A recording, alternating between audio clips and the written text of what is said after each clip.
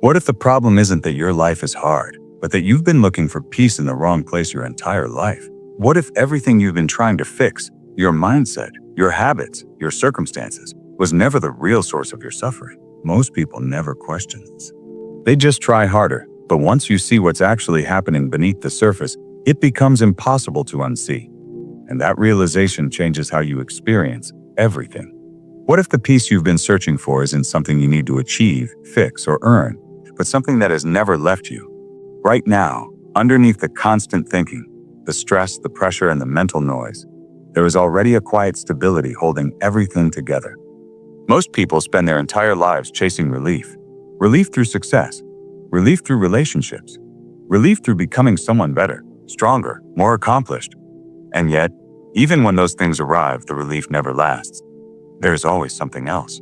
Another problem, another goal, another sense that something is still missing. That's not a personal failure. That's a misunderstanding. Here is the shift that changes everything.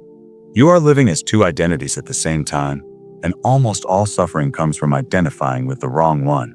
The first identity is the one you know well. It's built from your body, your thoughts, your memories, your name, your role, your achievements, and your regrets. It's the story you tell when someone asks who you are.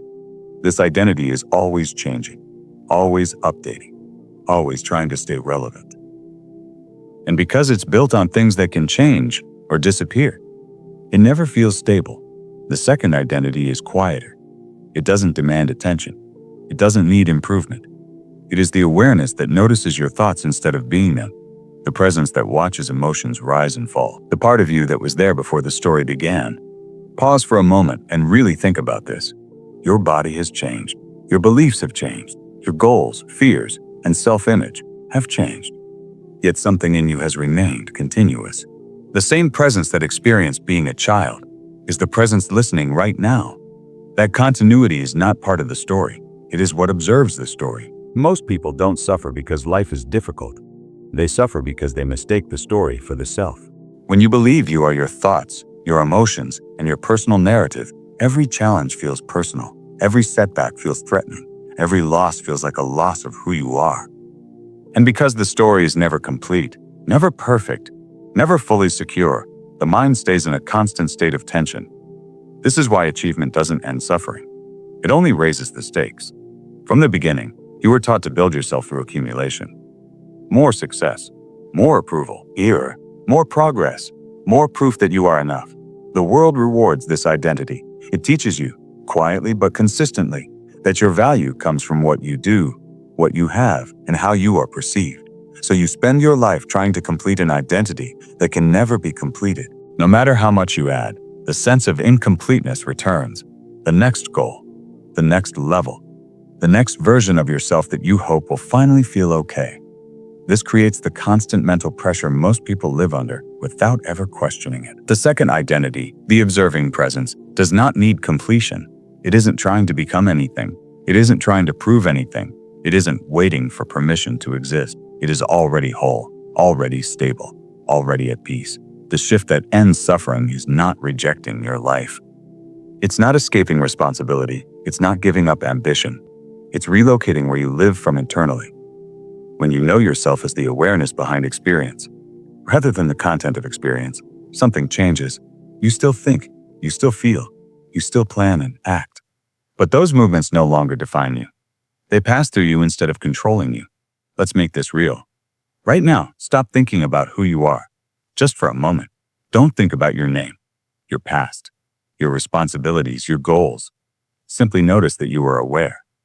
Notice the fact of being conscious, the fact of being present. In this moment, without the story, is something actually missing? Or does there feel like a quiet completeness underneath everything? That presence is not an idea. It's not a belief. It is what you are before interpretation begins.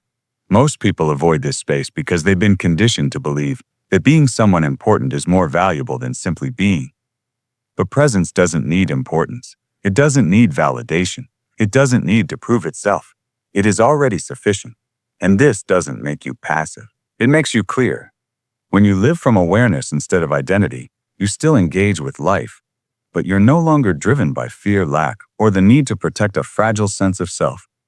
You still pursue goals, But your peace is no longer held hostage by outcomes. You still care about people, but you're no longer trying to extract worth from their responses. This is where motivation transforms. Instead of acting from pressure, you act from alignment. Instead of chasing fulfillment, you express it. Instead of reacting emotionally, you respond with clarity. Energy that was once wasted defending an image becomes available for focus, creativity, and effectiveness. This is the end of the wanting mind, the endless reaching for the next thing that promises relief. When you stop needing life to validate life becomes lighter. Not because everything goes your way, but because you're no longer resisting what is. Contentment stops being a future condition and becomes a present state. The world doesn't suddenly change. Your relationship to it does. You still face uncertainty. You still experience loss.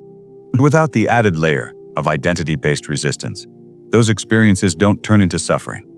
They move through you instead of defining you. This is the real secret. Not changing your circumstances. Not becoming a better version of yourself.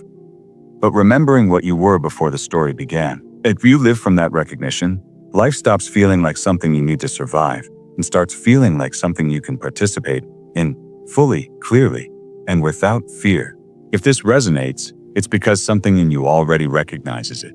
You're not learning something new. You're remembering something familiar. And that recognition is the beginning of freedom.